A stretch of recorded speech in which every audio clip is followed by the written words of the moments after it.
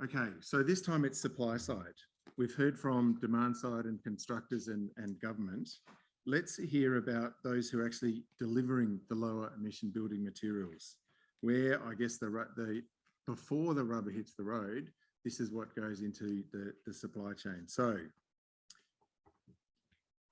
George Agriogiannis from Wholesome, can I ask you to come up? And I apologise, you've heard worse?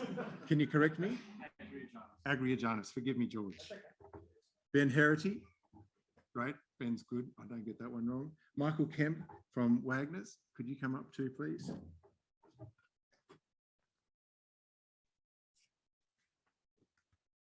John Nowlan from Bluescope, could you come up to the panel, please? Steve Porter, Head of Sustainability from Infrabuild. Thank you. Michael Armistead. Oh, Rachael, sorry. God, dyslexia is really killing me. Rachael, forgive me. Strategy Business Improvement for Hyne and XLAM. Thank you. And Veena Sahajwalla from UNSW Sustainable Materials Research and Technology Centre. Veena. Great. You've got a range of microphones there as well. We do. Thank you. Oh, this is exciting. I'm very keen to hear from the supply side, because it's the other half of that equation. So, and I should say, when we set out to do the research before MECLA got cracking, with a bit of a property background, I sketched up a very basic project lifecycle diagram. And then the loop started to go all over the whiteboard, and we had to stop saying supply chain or life cycle and start saying ecosystem, because it's just not linear. And as people involved in that, you know that. But I'd like to draw that out in our conversation today. George, can I start with you? You've got a microphone. Yep. So Wholesome set science-based target in 2021, last year, and that's obviously a very ambitious target for a cement company. Can you talk to this level of ambition? Because it's pretty big. Sure. So as Wholesome globally, we signed up, we were the first to sign up to the net zero pledge for 2050. With that said, we've also broken that down to more closer to home set of targets. I think Dale mentioned earlier, we're not waiting to 2039 or 2049. So we're setting some quite ambitious targets for ourselves, both locally and globally, for 2025, 2030, and into 2050 as well. So we're really looking at it more holistically. So it's about that broader circular economy piece, what materials we can recycle. So we're looking at recycling and are currently recycling 10 million tonnes of waste material and repurposing it. Locally for me, I joined Wholesome 3 years ago, and it was actually quite easy for me joining the group. I've got some very passionate people within my business locally, so they didn't need a lot of convincing. They were very driven, very determined. And thankfully, our global CEO is equally committed, if not more committed, to changing the way the built environment is being constructed. So there's absolute drive, both local and global, to change the way the built environment is being constructed. We play a really important role in that in terms of our concrete. And we were the first locally to have EPDs for our products. We launched our EcoPack brand 12 months ago. And I was telling Cyril, our head of sustainability, so for the month of April represented 7% of our total sales. Now, that's really driven from us up through our client base, as opposed to the other way around, a combination of both. But it takes a bit of time to actually move the dial and actually get that pendulum to really start swinging. And 7% is a great result for us in April, and we're continuing to see that grow month in, month out, driven by the end users, driven by our clients, but equally reinforced by our solutions that we're providing for our customers. That's the bit I wanted to ask you about. If it's all very well you changing the blend, doing the research, changing materials, how do you get the contractors to buy it? It's interesting that is actually shifting a little bit faster than what we thought, which is really pleasing. So we developed the solution and we've been marketing the solution. I can't enter any one of our clients, big or small, into a meeting room or an environment where the reference or the discussion doesn't move to sustainability. What solutions do you have? How can we get involved?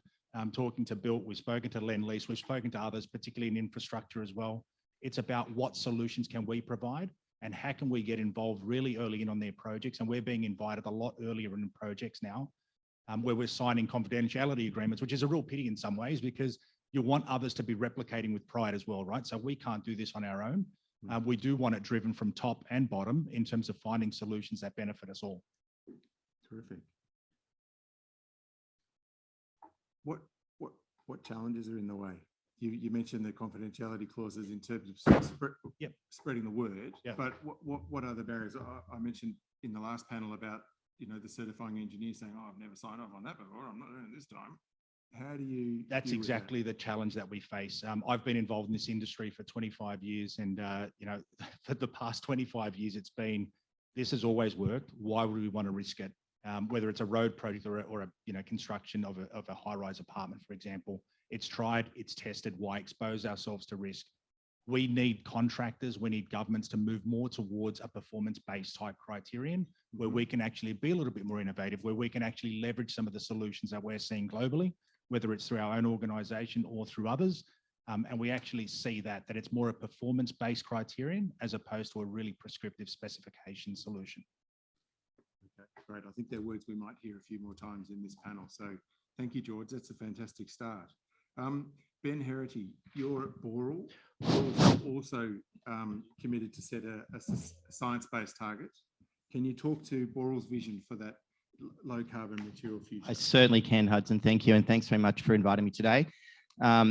Just as a side note, there's probably more men on the supply side, I think. So we're always recruiting for women in engineering. So please come and see me afterwards. But look, yeah, we've, you know, I only joined 18 months ago, and it feels like, to George's points, is that the construction materials industry was kind of a bit slow. The sort of the sustainability wave, just like in this room, had sort of come over the construction materials industry, and I think it's playing catch up, to be honest.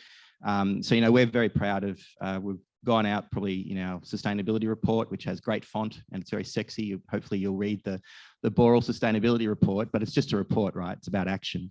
So we've come out with, I guess, the leading global cement industry targets in the world. So below 1.5 degree trajectory, we're net zero by 2050, minus 18% scope 1 and 2 by 2025, and minus 46% scope 1 and 2 by 2030. So that looks great in the font, right? But actually we need to get started and get running. Now, just in terms of a bit of 101, because I know everybody knows those embodied products here, but, you know, well, George and our company, we actually make cement, and that's calcium carbonate from limestone. And so when you heat up calcium and carbonate, the calcium becomes a cement and the carbon goes whoosh. So the very way in which you make cement is actually a real problem. So we're 7% of global emissions, just behind steel at 8%. So we are seriously part of the problem, and double aviation. So basically the way we've broken it down is moving through the supply chain. So at our kiln in Berham, we burn coal. That's got to stop. So we're luckily putting in some kit that is going to get us to 60% refuse-derived fuel by probably in the next 3 years. And then obviously hydrogen and natural gas is sort of the next frontier. You've got the actual calcinator that breaks apart the calcium and the carbon. And pleased to announce this morning that we received a $30 million grant from the government to partner with Calix technology. So it's an Aussie homegrown carbon capture, use and storage technology, which, you know, that has potential. It basically puts a tube in the middle of a calciner and takes the carbon and captures it. Now, what you do with the carbon is just as important as that you're capturing it, but that's pretty amazing, 98% pure carbon dioxide. So that's potentially, that has the power to get to net zero cement, which is pretty exciting. And obviously, you know, I think the biggest sort of customer pool is the lower carbon concrete. So we're lucky enough to probably have one of the leading ones in the world. It has this secret sauce we call liquid ZEP in it. So-called because the guy who invented it about 8 to 10 years ago was listening to Led Zeppelin at the time. And so what that does is, many of you will be familiar with fly ash and slag. So traditionally you put that stuff in to make it cheaper, and then suddenly it's now greener because it's recycled material. We're able to get up to 50 to 60% in slag and fly ash because of this secret sauce, the liquid ZEP. So we're going to hear more about that in the next couple of months, but that's pretty amazing. And then underlying that is our 100% renewable electricity by 2025. How do you get certifying engineers to trust your secret sauce? With great pain, and the scars underneath my shirt prove that. Okay. It is education. Yep. It is customer pull. It's talking to every every person in that ecosystem to say, this is real and this is happening.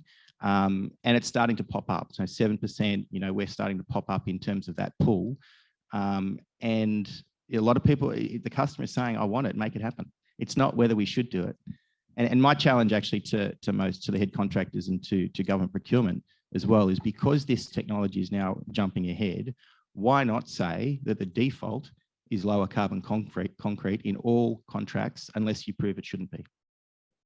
All right, there's a call to government. Thank you, Ben. That's a big call. Michael Kemp, also a concrete company. You're CEO of Wagners Earth Friendly Concrete. Can you build on this? What's your, please, how do you build on what's just been said? I'd agree with everything that's been said. It is a real challenge. At Wagners, we don't actually manufacture cement. We don't own kilns, so we import clinker and grind it in Brisbane. So we've actually looked at taking a slightly different approach where we're trying to eliminate cement from concrete. So earth-friendly concrete doesn't have any cement. It's sort of the most used at scale zero cement concrete in the world at the moment. We are looking to roll it out where we can get customers, and basically it is the asset owners, whether it's government or private individuals are driving it. We're rolling it out around Brisbane and at the moment in London, where we've had quite a bit of success recently. So it's a very different angle, and probably the biggest issue we have is that we have zero cement in the mix. So it's the best angle here today. Yep. It's the hardest thing when talking to engineers, because we don't technically meet the requirement, the definition of concrete, being that concrete has a binder and that binder is Portland cement.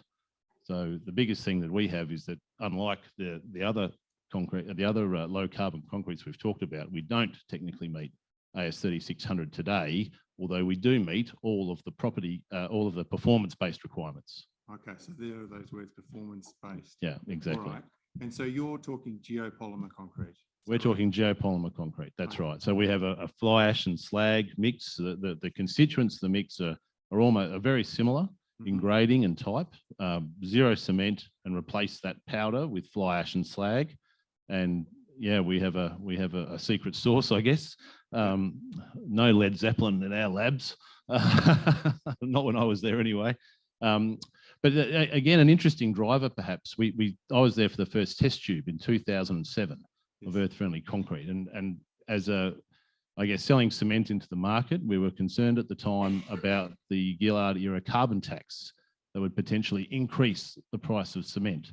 So thinking of the drivers, it does come back to the asset owners or the government pushing it. What's taken us to London is Boris Johnson's sort of net zero ambitions, and particularly the HS2 project, the new railway from London to Birmingham, which we're supplying into at the moment, that has net zero drives. And we're finding engineers and administrators on those projects actively seeking us out, which is a different, I guess, not what we're used to. That's very exciting. So what would your message be to head contractors and to government?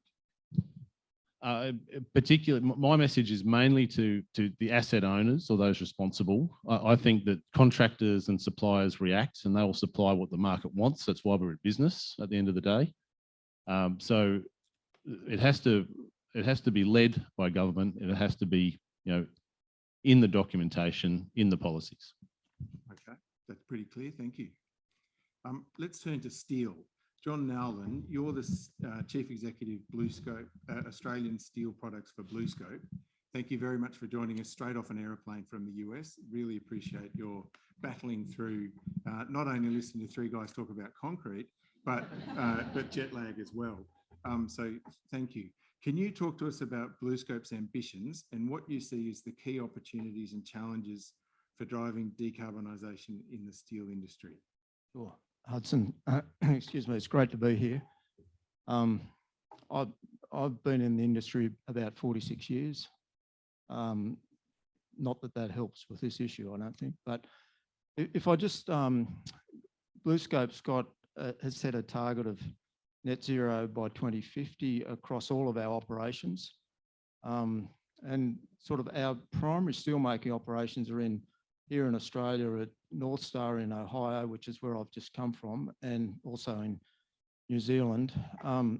The big challenge really is our Port Kembla operations here in Australia. I don't want to minimise the challenges elsewhere, but that's probably the big challenge from a net zero point of view. Because it's an integrated steelworks, produces plenty of that slag that these guys are talking about, adding into their mix and out of the blast furnace. So we've got sort of a number of sort of opportunities, plans that we're working on in that space, which I'll just come back to if I can. But probably the initial thing is from an incremental point of view. I mean, the carbon emissions in the steel industry and in the integrated steelmaking facility in particular, I mean, they're directly related to energy consumption. They're directly correlated to energy consumption. And so therefore it's been something that's been worked on by steelmaking companies for a long time. And we continue to work on that and we see opportunities. So we've set a target by 2030 of reducing our intensity from where it was in 2018. And the sort of things that we're working on in that space is trying to increase the amount of scrap that we use per heat.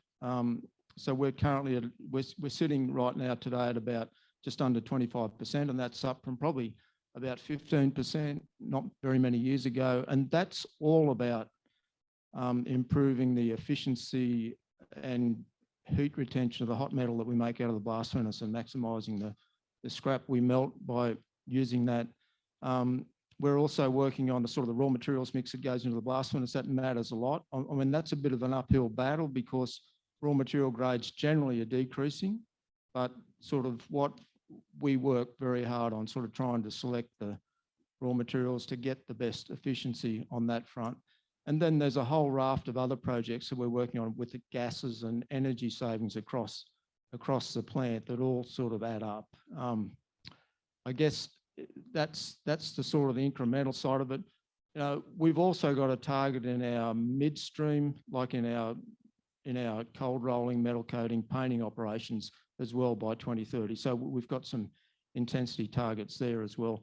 So then if I go to the 2050 net zero, I mean, that's going to take a breakthrough change in iron making technology primarily. So people talk about steel making, but the real challenge is iron making. Is converting basically red dirt and black dirt, which is what the sort of the key raw materials are today, converting that into iron. And that's what's going to take, that's going to need a breakthrough in technology. And it's going to take then billions of dollars of investment to actually sort of make that happen. And on that front, we've got a couple of things that we're working on at the moment. So we've got an agreement with Rio Tinto, who currently supply sort of the base load of our iron ore fines into our operation in Port Kembla. So we've got an agreement with them that we're basically working on coming up with trying to work on a process and then a pilot plant or an analysis of how we could set up a pilot plant for basically converting the Australian iron ores, the Australian iron ore fines, which are hematite, into direct reduce it with hydrogen is the goal. How we can produce direct reduced iron and then sort of convert that direct reduced iron via electrical, probably a melter or something, that sort of order into an iron making process. Now we've got some experience with the electrical reduction of reduced iron ore fines in New Zealand. That's actually the process we use in New Zealand, but it's the fines there are reduced with coal and not with hydrogen. So we've got a little bit of know-how in that space, but there's a particular challenge in Australia with hematite ores, which is what feeds our blast furnace, it feeds the Chinese blast furnaces, feeds most of the Korean, Japanese blast furnaces. They are different ores to magnetite, which is what pellets are made of and which the Europeans primarily use. So we've got a big challenge here. It's a challenge for us. It's a challenge for the the Rio Tintos of the world, BHP, obviously, Fortescue, everybody that sort of mines those hematite ores. The second area is hydrogen. So we've actually got an agreement with Shell to set up a hydrogen electrolyser. Well, that's what we're working on at the moment in New Zealand, in Australia, in Port Kembla as a pilot plant. And I guess there's two goals of that from our point of view. One of them is to understand how far we might be able to go with hydrogen in the blast furnace as a reduction, as a replacement for pulverised coal injection. But probably more importantly, ultimately, is the use of hydrogen potentially as the reductant for DRI for a fine space process. So that's kind of the map that we've got at this point in time and what we're working on. Thank you, John. It is clearly highly technical and a big ask. The hard to abate is a term that really comes to mind. How can the industry, MECLA is about collaboration, how can the industry support the decarbonisation of steelmaking in Australia? Yeah, I mean, one of the things from our point of view in this sort of whole area is transparency. Like we work very hard on sort of reporting what our carbon emissions are, what our intensity levels are. I would say that if you look sort of globally, probably well under half of the world steel industry actually reports its intensity levels. You know, I guess the other aspect of that is that like our sustainability report, we've got a lot of detail about sort of what we're trying to do, what our emission levels are. We also, through some of the product disclosure statements, we try to make it really clear in that. We've, you know, some of the external accreditation, like we've just got responsible steel accreditation, which goes to, I mean, the carbon emissions and the climate change, I guess, plans that we've got are part of that accreditation. There's quite a few other issues in that, including the sort of supply chain, sort of what's in the supply chain for our materials that are actually coming into the plant, how we treat our people, how we sort of work with our community, what our environmental performance is. But anyway, those sort of accreditations from our point of view are really important to us. And we hope, I mean, our customers actually sort of look at that sort of stuff and take notice of it, because there's a lot of smoke and mirrors, I suppose, with some of this, and trying to be transparent and get people to actually look at that sort of material and understand what our plans are and where we actually are is pretty important from our point of view. All right, so full disclosure. Yeah. Thank you, John. Steve Porter, you're the Head of Sustainability, Innovation and Trade at Infrabuild, another steel maker. Thank you for being with us. I see you've got a microphone, so here we go. Tell us about Infrabuild's ambitions and what you see are the key opportunities for driving decarbonisation towards net zero in steel. Okay, so Infrabuild, just for people who aren't aware, we have a different steelmaking process that was just described by John. So we're actually an electric arc furnace-based recycling scrap metal.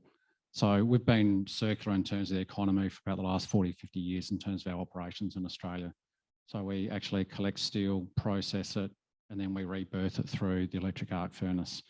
So it's a very different process. So a lot of the issues that John just talked about, we actually don't face. So it does mean that our journey's relatively easier in terms of our pathways and our options than what's just been described. So what that actually means for us is for our organisation, we have a CN30 objective, which is carbon neutral by 2030. I think the reality is that what that actually means, so that's around scope 1 and scope 2, is to be a low emission steel maker. There may still be some challenges right at the end of that in terms of abatement, and that will really probably come down to technology in some instances. But certainly from our perspective, if you consider scope 1 and scope 2 emissions, 76% of them sit with scope 2, which is our electricity. So for us, we effectively have one big rock in front of us. If you want to sort of think about pathways for us to address, and that's really something which we're in the process of doing at the moment in terms of working our forward in terms of transitioning to renewable electricity. So that's the key thing for us. And then really sitting behind that, essentially the bulk of the rest sits with natural gas consumption. And then what are the options there? So we're looking at all the options we can effectively to elect whatever is using natural gas at the moment, can we electrify it? And then obviously using renewables. So it's look, it's not everything we're working through at the moment, but look, it gives you some type of perspective around the pathways that we're moving forward. And we do have the advantage that in terms of the process that we actually deploy around steelmaking at the moment is that the technologies are effectively available in front of us to abate the very vast majority of our current emissions. Terrific. All right then. Thank you, Steve. And in terms of the next 3 to 5 years, you've mentioned it's just that one big rock. Is it just a question of shoulder to it and keep going, or are there other barriers? I think, look, certainly that's the primary focus. At the same time, though, I have mentioned there's some areas that we know there's either technological difficulties that sit in front of us at the moment. So we're working with research development projects, either with particularly with some of the universities in Australia at the moment, to see how we can address those. So it's not as though it's the one thing. It's the major thing, but there are still other things we need to do. I think the challenges moving forward, though, and they probably just extend beyond ourselves in terms of our actual transition. They really do sit in market, and also I think with government policy as well.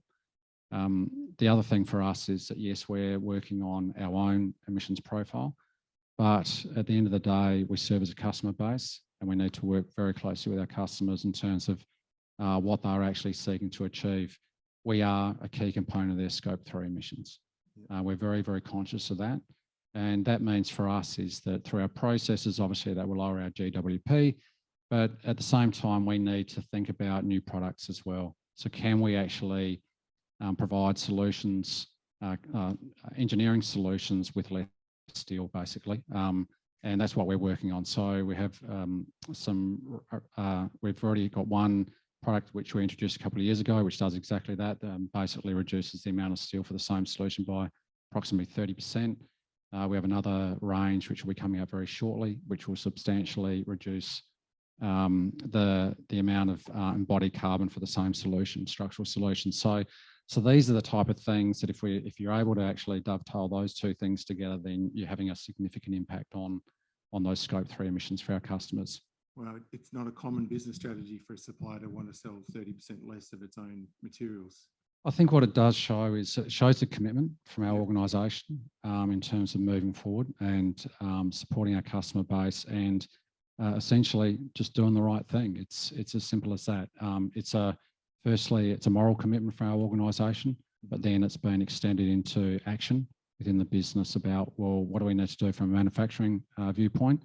And then the challenge out to our marketing and sales staff around, well, what can we do for customers as well, in addition to that? So we're really focused on that. It was mentioned earlier before, we're investing a lot around basically digitalisation, particularly around traceability, how we can transfer the right data in the right way and through the customer base, because I think this is the other part we're talking about up front, but at the back end of this, everyone wants to know what you've got to be able to prove what you've said you've done.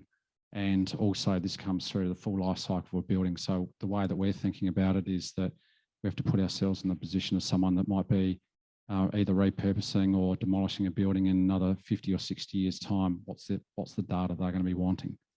How are they going to be treating products when that building's actually demolished? So we're trying to put ourselves right into that headspace. It's challenging, but we do believe that will certainly provide some distinct opportunities for the organisation. Probably one other thing I'd say around, two other things around challenges. Earlier, we've had some conversation around government infrastructure projects, certainly in terms of the sustainability space, decarbonisation. I think also in terms of sort of tier 1 projects. What we're also seeing is we're seeing a groundswell now in terms of just the consumer around single dwelling houses. So people coming to the large single dwelling home builders and saying, look, I want to, they don't quite know what it means, but they're saying, I want an environmentally sustainable house. And I think what that's doing is it's putting a lot of pressure on those constructors and developers now to what does that actually mean? So the big gap actually is in between. So it's almost as though the bookends are there, but it's actually in the middle. And I think we can have a lot of belief in this room that there's momentum. There is, but there is the vast majority of construction that actually isn't quite in this headspace yet. And I think that's actually one of the big challenges. And I think that that's where maybe government can play a role in some way. Maybe it's around regulation and legislation and through the different tiers of government. So I think that that's one of the important things. And then finally, I think the challenge is to ensure that Australian industry can actually transition successfully. You know, John made a comment before, which I think is really important. Some organisations have to make some very, very large capital investments. And for that, they need to be sustainable. They need the return on those investments, and the economy needs to be patient with them also so they can successfully transition, because if you leave them behind, then we're actually left without some key industry participants that actually underpin the success of the economy. Thank you, Steve. Thank you. Can I ask you to pass the microphone to Rachael Armistead? What you said there, though, about the buildings and the projects that aren't captured by Green Building Council or Infrastructure Sustainability Council, it's the followers, the pack, not the leaders, and that's very fruitful space, but pretty slow moving. Rachael Armistead, you're the GM Strategy and Business Improvement for Hyne and XLAM. So we're moving from steel to timber, and we're seeing timber has become very fashionable. We know it's attractive. It feels nice. What are the benefits of engineered timber? Tell us the story. Sure. Well, it does start with the raw material, I guess. So we have the beautiful privilege of working with timber, which actually sucks the carbon out of the air while it grows. And because we take our timber from third-party certified sustainable pine plantations, they replant them when we take them. We get to store that carbon in building products in the life of the building. And the next tree grows and sucks the next rate of carbon out. So it's just a great place to start. Engineered timber products, I guess in Australia for us, about 5 years ago, we started up our automated plant in Wodonga in Victoria. So we're taking Australian grown pine plantation. We're processing it through our sawmill down in Tumbarumba, and then taking an hour down the road into Wodonga and then putting it in buildings in Australia. So it's just a really beautiful supply chain to be working on. What we do, like we are fully aware that we actually do run our factories at the moment, all of them except for our Logic factory, which is on green power. We do actually use fossil fuels. Most of the rest of the issues we have are with diesel, with trucks moving around, forklifts, etc. So we have used our data in EPDs, Environment Product Declarations, for our softwood and for our glue laminated timber, and XLAM has its own CLT EPD as well. So we use those internally to say, okay, what can we do to stop using carbon, if you like, in making those products. So that's what we're doing. We're on the journey at the moment for working out what our target is. So we can actually say, this is what we're going to do by this date. So we're pulling together, for example, decarbonisation plans, etc. But a lot of it is our electricity and our fuel that we use. So structurally, though, engineered wood products, 5-storey, 10-storey, higher if you can create hybrid products. So we've got a CRC project running with Bluescope at the moment to how can you get spans that big if you go high with timber and steel. So coming at it from that low embodied carbon solution and trying to get ahead. So where are we going with targets from government, etc., and how can we be ahead as suppliers to be able to achieve that? Our story could get better if we can get the 1 billion trees in the ground. So the federal government has supported that. But if you think about it, if you're an investor, you're going to get your investment back in, say, 28 to 30 years. and you've got to buy this expensive land. So if we can get federal government and state government together to help investors get over that, we can have more certified sustainable pine. Talk about 2050. If we do that now, those trees will still be in the ground in 2050 and they would have sucked that carbon out in that time. If they're sustainable pine plantations, once they're processed, they'll be replaced and keep sucking carbon out. So it's just, for me, it feels like a win-win if we can get there. Sounds like, well, it's a virtuous cycle, isn't it? Yeah. I like hearing the alignment or the collaboration with steel and timber, because it's not one or the other, and a bit like the Infrabuild story of selling less but maybe better quality to build that relationship. Having the coordination, collaboration sounds to be what it's all about. What are you seeing as market signals that embodied carbon's been taken seriously?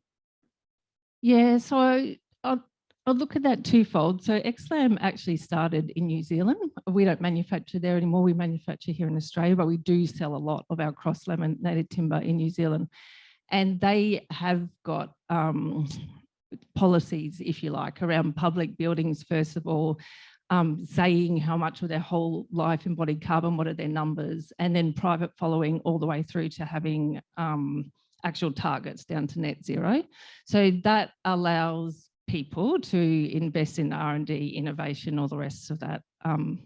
What we used to see in Australia was a lot of us pushing that, if you like. It wasn't the reason why people necessarily came to you in the first place, or not a lot of people. Our team are now telling me that they get a lot of people coming to them with their own building targets, which I think is great. So yes, we'll push it because it's awesome, the product that we have, but we are getting a lot more people actually coming to us. And the good thing, I think some people said before, early in the project as well. So if our XLAM planning through to construction team can get in early in the project, you can design for, the lowest use of all the materials, if you like, so less waste. You can design for manufacture and assembly. So when you get to the site, it goes up as quick as you can in the smallest space that you can get it, that type of situation. So we are seeing more and more of that, which I think is very encouraging. Fantastic. Yeah, that is encouraging. Veena Sahajwalla, oh, you've got a mic already. Yep. Now, look, you're a bit of a rock star in the materials world, and I mean, coming. I don't know about that. I mean, when does a nerdy engineer become a rock star? I know, isn't it? It's quite something. So, yeah, Scientia Professor from UNSW Sustainable Materials Research and Technology Centre. How important are universities in contributing to this? I've emphasised several times we're a do tank, but that works because there are think tanks, there are researchers. What's the link between the great ideas and the research you're doing in universities, and then and you're making that link yourself with, for instance, the Mervac repurposing of so-called waste materials? Can you talk to us about that? How does that work? Yeah, so Hudson, I mean, I of course have to acknowledge the fact that, fundamentally you've got to first do the science. There's no question about that. And I think in all of that, we've got to acknowledge the role of basic science and engineering, right? So I mean, you look at basically foundational research that happens in Australia through ARC. So that's Australian Research Council, if you use that as an example. And this is absolutely core for us to be at the forefront and at the cutting edge of scientific and technological endeavors. There's no question about that, right? So acknowledging all the research that happens in Australia. And of course, all the esteemed panelists here will acknowledge that, as you've heard them talk about their relationship with researchers in different universities. So I think that is critical. I think the other thing we're seeing more and more in Australia is the fact that when you see this kind of partnership and that relationship between research and business, very much now focusing on putting it into practice. So I think to me, that's important, that we talk about translation and commercialization of research. So I think we've come a long way in the sense that, yep, we, sort of think about research happening in the university environment where it's, kind of being done for the sake of research, and that's good. You create new knowledge, but I think also equally importantly is that partnership with industry, which is what we're seeing happening more and more so. So, you'll find a lot of ARC schemes and other schemes that talk about linkages and industrial transformation, research hubs, So we, for example, hosted the Green Manufacturing Hub as part of the work that we've been doing over many years. So I think all of this is an indication that it's not enough to just do the science and do the engineering in labs. It's about piloting, doing the demonstration, taking it out on site. And for us, I think the more we do that, in partnership through this kind of collaborative effort, I think the faster we will see that translation piece happening and benefits. It's a win-win outcome for everyone involved. So I think to me, that's important. And of course, you look at, the effort that university researchers are putting in.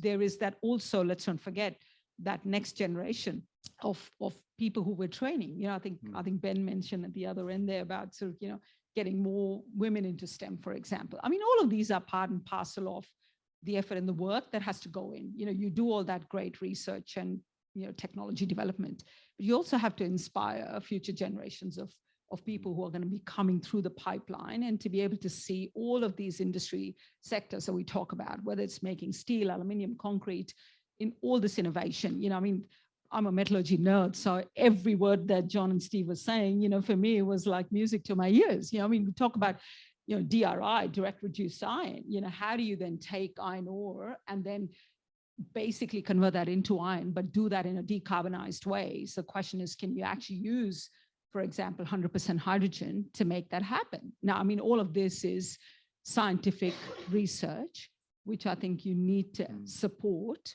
And of course, collaborate. You've got to be able to do piloting and all of that together. So I think that's the important role that we can play through collaboration. Fantastic. I keep hearing that word collaboration. Can I ask you also, the circular economy, it's one of the principles underpinning MECLA, and I mentioned it in my opening remarks, but it's a pretty vague concept for a lot of people in a particular role.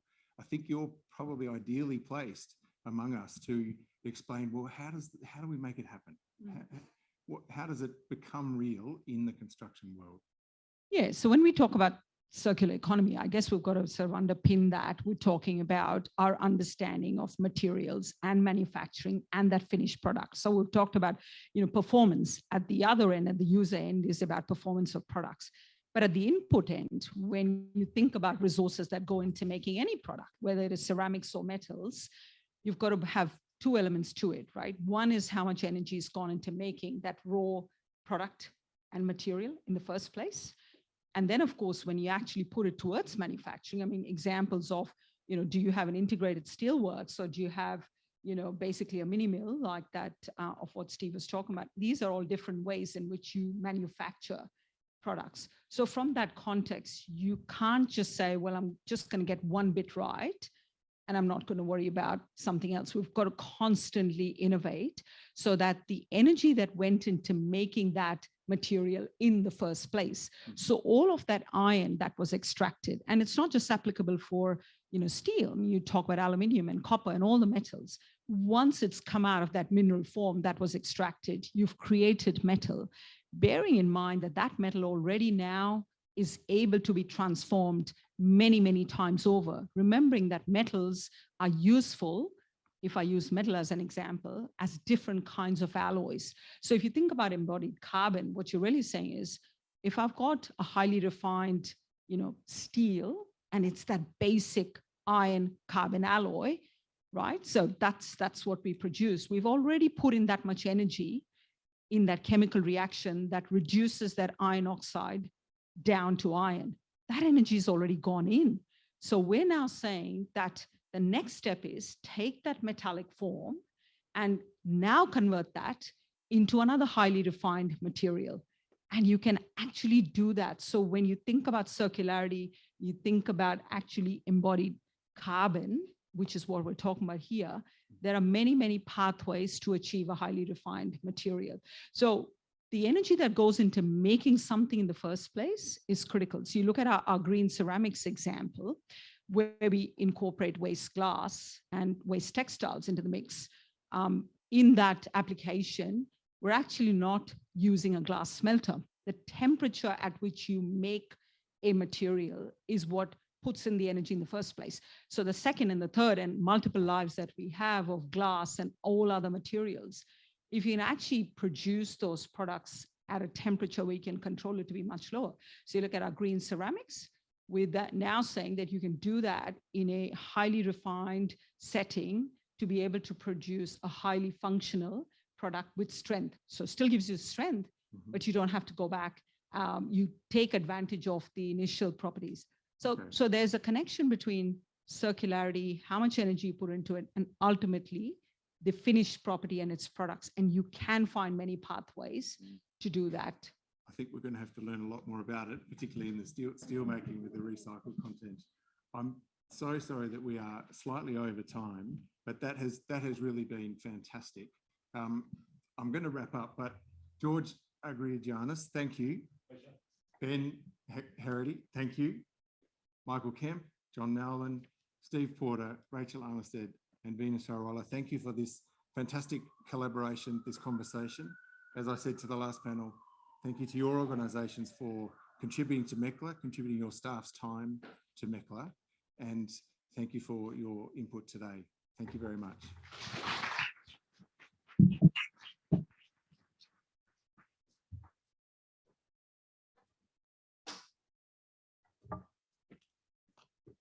Now, in the online world, I would have been sitting, taking my insights and preparing my final remarks. So let's wing it. Thank you to the CEOs and to the executives participating today. As I said before, taking time out of your diaries for this is a privilege for us, and we really appreciate it. Thank you to the New South Wales government, who took a punt and backed MECLA to this point, and also for sponsoring today's event. I'd like to say a big thank you to Alberto Gimene, our New South Wales government architect, new government navigator, and his predecessor, Turlo Gurin. To Monica Richter from WWF, whose tireless work, strategic thinking, and engagement are instrumental to the success of MECLA. To Kati Verheyen and Alexei Bunstein from Climate Kick Australia for your organisation, your communication work, and your commitment. Thank you. Finally, what are our take-home messages from such a range of perspectives and views and areas of expertise? Well, I hope you have many, and I hope that you continue to discuss them in our drinks here, and for those online, as we continue to progress MECLA, that the takeaways populate our future working group sessions. But for me, I think it's these, and as I said, I'm winging it. Working together is obviously essential, there's no question. Pushing government and having government at the table at the same time in a mature push-pull that says, come on, go further, or hang on, that's a bit hard. No, go harder. That is vital. And I think the maturity of the MECLA discussion enables us to have that conversation. For government to say to MECLA, hey, we've got an idea of maybe a policy that's, and then for the MECLA members to say, yeah, yep, okay, that'll work. Let's go for it. I think there's something there that is just magic, and is what this collaboration is about. I think performance-based specifications are clearly a tangible kind of shorter term, something that we can progress. I joked earlier that MECLA doesn't want to be around in 2050. Absolutely, we don't. We haven't set this up to build an empire. We've set this up as a market intervention in an emerging market that has a gap between supply and demand, between specification and existing materials. What I would say is we're entering our second phase of MECLA. The initial seed funding from New South Wales government comes to an end, and we heard today that some of that will be renewed, which is very exciting. We do want to go national. One of the beauties of being online right from the start is we weren't geographically based. That was a blessing in disguise. But we now want to bring other state governments into the tent, because it's great to have Transport for New South Wales outlining its ambitions and its scope of works, and for suppliers to hear that and to hopefully have input into what that could look like. But we want that with South Australia, with Victoria, with Queensland, with Western Australia, Tasmania. So the next thing is for MECLA to go into MECLA 2.0, whatever we want to call it.